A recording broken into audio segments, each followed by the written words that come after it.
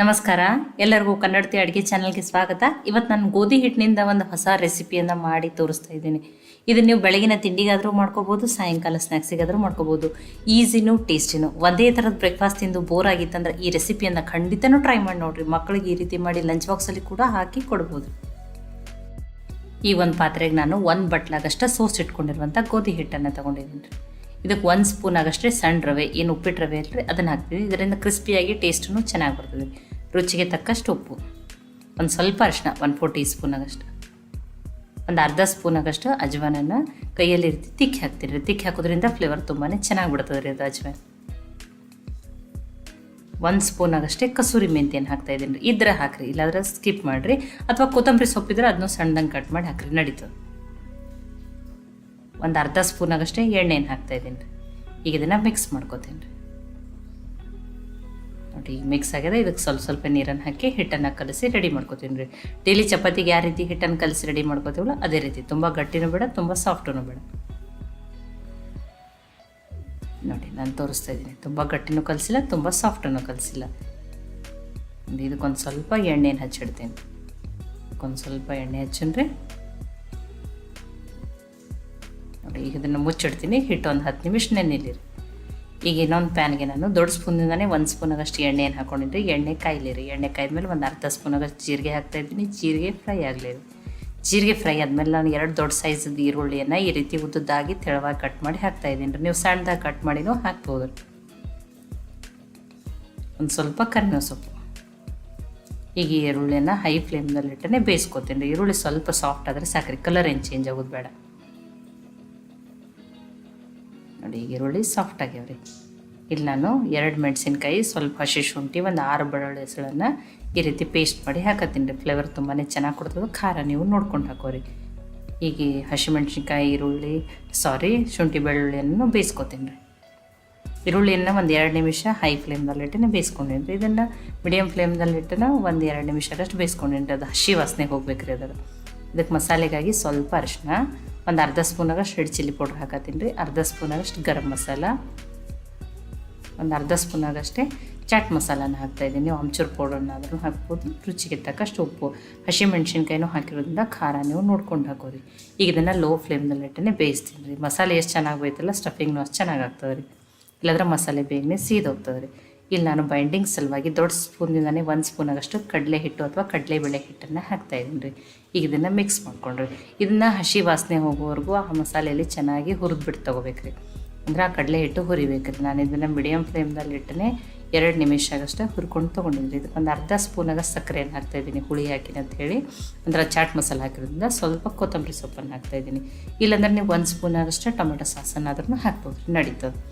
ಈಗ ಅದನ್ನು ಮಿಕ್ಸ್ ಮಾಡ್ಕೊಂಡ್ರಿ. ಗ್ಯಾಸನ್ನು ಆಫ್ ಮಾಡ್ತೀನಿ. ಇದು ಆರಲಿರಿ. ಆರಿದ್ಮೇಲೆ ಅನ್ಕೋದಕ್ಕೆ ಯೂಸ್ ಮಾಡ್ತೀನಿ ರೀ ನಾನು. ಈಗ ನೋಡಿರಿ 10 ನಿಮಿಷ ಆಗ್ಯದ್ರಿ. ಹಿಟ್ಟನ್ನು ಚೆಂದಂಗೆ ನೆಂದಿರ್ತದೆ. ಅದೇನು ರವೆ ಹಾಕಿರ್ತೀವಲ್ಲ ಅದನ್ನು ಚೆನ್ನಾಗಿ ನೆಂದಿರ್ತದೆ ರೀ. ಇನ್ನೊಂದು ಸ್ವಲ್ಪ ನದ್ಕೋತೀನಿ ರೀ. ನೋಡಿ, ಈ ರೀತಿ ನೆನದು ಸಾಫ್ಟೂ ಆಗ್ಯದ್ರಿ ಹಿಟ್ಟು. ಈಗ ಇದನ್ನು ಲಟ್ಟಿಸ್ಬಿಟ್ಟು ತೋರಿಸ್ತೀನಿ. ನೋಡಿ, ಈಗ ಉಳ್ಳಿಗಳನ್ನ ಮಾಡ್ಕೋತೀನಿ. ಸಣ್ಣ ಉಳ್ಳಿಗಳನ್ನ ಮಾಡ್ಕೋತೀನಿ ರೀ ನಾನು. ಈಗ ಅದು ಪುರಿ ಅದು ಮಾಡ್ಲಿಕ್ಕೆ ಮಾಡ್ಕೊಂಡಿರ್ತೀವಲ್ಲ ಅಷ್ಟೇ.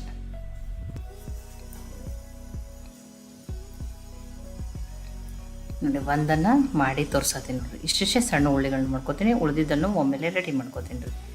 ನೋಡಿ, ನಾನು ನಿಮ್ಗೆ ಲಟ್ಟಿಸ್ಬಿಟ್ಟು ತೋರಿಸ್ತೀನಿ ರೀ. ತೆಳವಾಗಿನೇ ಲಟ್ಸ್ಕೋತೀನಿ ರೀ. ನೋಡಿ, ಇದಕ್ಕೊಂದು ಸ್ವಲ್ಪ ಎಣ್ಣೆ ಹಚ್ಬಿಟ್ಟು ತೆಳವಾಗಿ ಲಟ್ಟಿಸ್ಬಿಟ್ಟು ತೊಗೋತೀನಿ ರೀ ನಾನಿದು.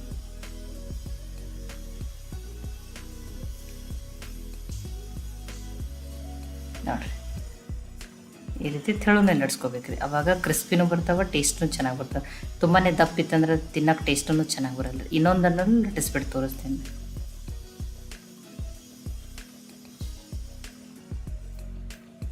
ನೋಡಿ, 2 ಲಟ್ಟಿಸ್ಬಿಟ್ಟು ತೋರಿಸಿದ್ದೀನಿ. ನೋಡಿ, 2 ಲಟ್ಸ್ಕೊಂಡಿದ್ದೀನಿ. ಈಗ ಸ್ಟಫಿಂಗನ್ನು ತೊಗೊಂಡಿದ್ದೀನಿ ರೀ. ಈಗ ಆರಿದ್ರೆ ಈ ಪ್ಲೇಟಲ್ಲಿ ಹಾಕ್ಕೊಂಡಿದ್ದೀನಿ. ನೋಡಿ, ಆ ಎಲೆ ಎಷ್ಟು ಹಿಡಿಸ್ತದಲ್ರಿ ಅದ್ರ ತಕ್ಕಷ್ಟೇ ನೀವು ಸ್ಟಫಿಂಗನ್ನು ಹಾಕಿರಿ. ನೋಡಿ, ಈಗ ಮೋದಕದು ಮಡಿಸ್ತಿರ್ತೀವಲ್ರಿ ಈ ರೀತಿ ದಂಡಿಯನ್ನಾಗಿ ಈ ರೀತಿ ಮಡ್ಚ್ಕೊಂತ ತೊಗೋಬೇಕ್ರಿ. ಅದನ್ನ ಮೋದಕ ಮಾಡ್ತೀವಲ್ರಿ ಅದೇ ರೀತಿಯೇ. ಆ ಎಕ್ಸ್ಟ್ರಾ ಇರೋ ಹಿಟ್ಟನ್ನು ತೆಗೆಲ್ರಿ, ಅಲ್ಲೇ ಈ ರೀತಿ ಫೋಲ್ಡ್ ಮಾಡಿಬಿಟ್ಟು ನೋಡಿರಿ ತೊಗೋತೀನಿ ರೀ. ನೋಡಿ, ಇನ್ನೊಂದನ್ನು ಮಾಡಿ ತೋರಿಸ್ತೀನಿ ನೋಡಿರಿ ನಾನು ನಿಮ್ಗೆ. ನೋಡಿ ಈ ರೀತಿ ಮಾಡಿ ನೀವು ಮಕ್ಕಳಿಗೆ ಲಂಚ್ ಬಾಕ್ಸಲ್ಲಿ ಕೂಡ ಹಾಕಿಕೊಡ್ಬೋದು. ಅಥವಾ ನಿಮ್ಗೆ ಬೇರೆ ಬೇರೆ ವೆಜಿಟೇಬಲ್ಸ್ ಇದ್ದರೆ ಆ ವೆಜಿಟೇಬಲ್ಸ್ ಹಾಕೋಬೋದು, ಪನ್ನೀರ್ ಹಾಕೋಬೋದು, ನಡೀತದೆ ರೀ. ಆ ರೀತಿನೂ ಮಾಡ್ಕೊರಿ ನೀವು. ಒಂದೊಂದ್ಸಲ ಎಲ್ಲ ವೆಜಿಟೇಬಲ್ಸ್ ಇರ್ತಾವಿಲ್ಲ ಗೊತ್ತಿಲ್ಲ, ಆದರೆ ಈರುಳ್ಳಿ ಅಂತೂ ಎಲ್ಲರ ಮನ್ಯಾಗ ಇದ್ದೇ ಇರ್ತಾವೆ ರೀ. ಬರೀ ಈರುಳ್ಳಿ 1 ಕಪ್ ಗೋಧಿ ಹಿಟ್ಟಿದ್ರೂ ಈ ರೀತಿ ಮಾಡ್ಕೋಬೋದು. ನೋಡಿ ಒಮ್ಮೆಲೆ ರೆಡಿ ಮಾಡ್ಕೊಂಡು, ನಮ್ಗೆ ಹೆಲ್ದಿನೇ ಬೇಕು ಎಣ್ಣೆನೇ ಬೇಡ ಅಂದರೆ ಇದನ್ನು ನೀವು ಸ್ಟೀಮ್ ಮಾಡಿಬಿಟ್ರೂ ತಿನ್ಬೋದು. ಅಥವಾ ಎಣ್ಣೆ ನಡೀತದೆ ಅಂದರೆ ಶಾಲೋ ಫ್ರೈನೂ ಮಾಡ್ಕೊರಿ, ಡೀಪ್ ಫ್ರೈನೂ ಮಾಡಿ ನಡೀತದೆ. ನಾನು ಶಾಲೋ ಫ್ರೈ ಮಾಡೋಕ್ಕೆ ಆಲ್ರೆಡಿ ಎಣ್ಣೆನೂ ಕಾಯ್ಲಿಕ್ಕೆ ಇಟ್ಟೇನಿ ರೀ. ಇಲ್ಲಾಂದ್ರೆ ನೀವು ಸ್ಟೀಮ್ ಮಾಡ್ಕೊಂಡ್ಬಿಟ್ಟು ಸ್ವಲ್ಪನೇ ಎಣ್ಣೆ ಹಾಕ್ಕೊಂಡ್ಬಿಟ್ಟು ಸ್ವಲ್ಪ ಶಾಲೋ ಫ್ರೈ ಥರ ಮಾಡ್ಕೊರಿ. ಅವಾಗ ಅದು ಮೇಲೆ ರವೆ ಹಾಕಿದ್ರಿಂದ ಮ್ಯಾಲಿಂದ ಏರ್ ಕ್ರಿಸ್ಪಿಯಾಗಿ ಟೇಸ್ಟ್ ಚೆನ್ನಾಗಿ ಆಗ್ತದೆ. ಗ್ಯಾಸು ಮೀಡಿಯಮ್ ಫ್ಲೇಮ್ದಲ್ಲೇ ಇರಲಿ. ಚೆನ್ನಾಗಿ ಫ್ರೈ ಆಗಲಿ ರೀ. ನೋಡಿರಿ ಎಷ್ಟು ಕೆಂಪಾಗ್ಯಾವ. ನಿಮಗೆ ಕ್ರಿಸ್ಪಿ ಬೇಕಂದ್ರೆ ಅಷ್ಟೇ ನೀವು ರವೆಯನ್ನು ಹಾಕ್ಬೋದು. ಇಲ್ಲ ನಾವು ಬರೀ ಸ್ಟೀಮ್ ಮಾಡ್ಕೊಂಡು ತಿಂತೀವಿ ಅಂದರೆ ನೀವೇನು ರವೆ ಹಾಕೋ ನಡೀತದೆ ರೀ. ರವೆ ಹಾಕಬೇಡ್ರಿ ಅವಾಗ. ನೋಡಿ 2 ಸೈಡು ಚೆನ್ನಾಗಿ ಬೇಯಿಸ್ಕೊಂಡಿನಿ ರೀ. ಇಷ್ಟು ಕ್ರಿಸ್ಪಿ ಆದರೆ ಸಾಕ್ರಿ. ಇಷ್ಟು ಕೆಂಪಗಾಗೋವರೆಗೂ ಬೇಯಿಸ್ಕೊಂಡಿನಿ. ಈಗ ಇದನ್ನು ತಕ್ಕೋತೀನಿ ರೀ. ಸಾರಿ, ಫ್ರೈ ಮಾಡ್ಕೊಂಡಿದ್ದೀನಿ.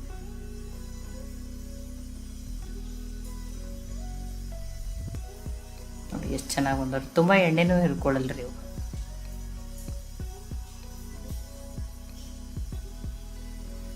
ಇದನ್ನು ನೀವು ಸಾಯಂಕಾಲ ಸ್ನ್ಯಾಕ್ಸಿಗೂ ತಿನ್ಬೋದು, ಬೆಳಗಿನ ತಿಂಡಿಗಾದ್ರೂ ತಿನ್ಬೋದು ರೀ.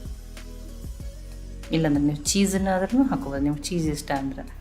ನೋಡಿ ಎಷ್ಟು ಚೆನ್ನಾಗಿ ಬಂದವ್ರಿ. ಹೊರಗಡೆಯಿಂದ ಕೆಂಪು ಕ್ರಿಸ್ಪಿನೂ ಬಂದವ.